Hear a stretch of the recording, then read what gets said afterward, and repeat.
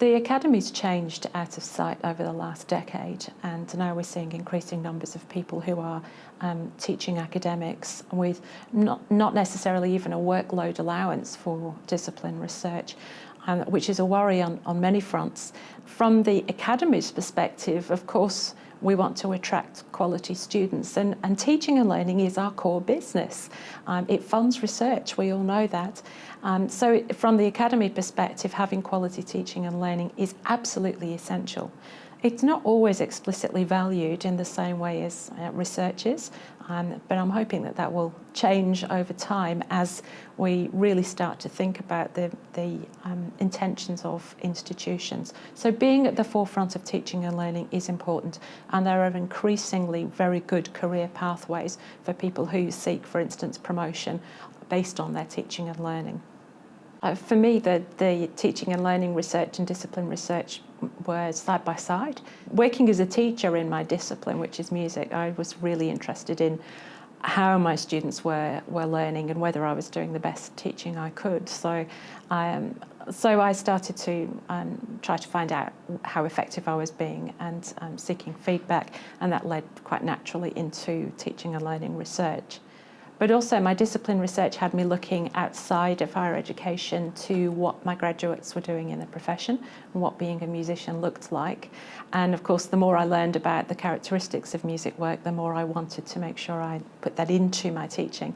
So my research also informed my teaching.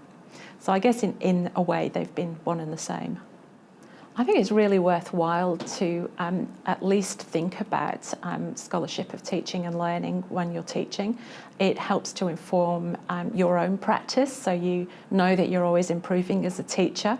It helps you to keep up to date. There's an amazing community of scholarly teachers, so it also opens up other avenues. Of course, in terms of staying employed, it's really important to know that you are delivering a good quality of education, but also to be able to illustrate that. So from an individual perspective, it's really important.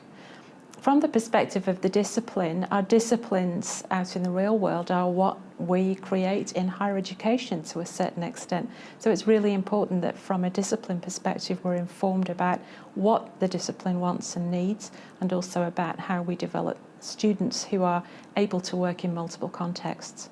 So I think from a discipline perspective, it's really important. Essentially, I think there's obviously lots of expertise. There's the discipline lens, there's the higher education lens, there's the learning to be lens of a student. And the more we can look at all of those lenses together, the more we're able to find an alignment. It creates interest as well. None of us want to be still teaching what we're teaching in 5, 10, 20 years' time and just dragging out the same lecture. So being up to date with what's happening in the discipline helps us to stay fresh in our teaching as well.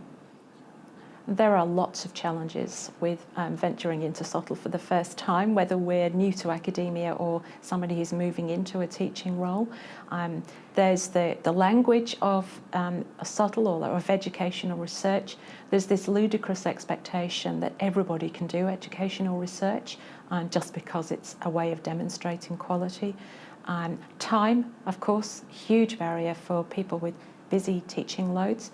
And also, knowing where to start, what kinds of teaching research am I going to do, and how will it benefit me and the students? Because that's really, to me, that's what has to underpin every SoTL exercise.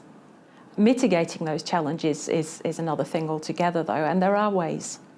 The first, I would say, is collaborate. Collaborate with people who speak the language of educational research, with people who have done this ahead of you. If there is no obvious collaborator, go out to wherever the teaching and learning happens at the university and find people. There will be a community of practice somewhere at your institution where people talk about teaching and learning research.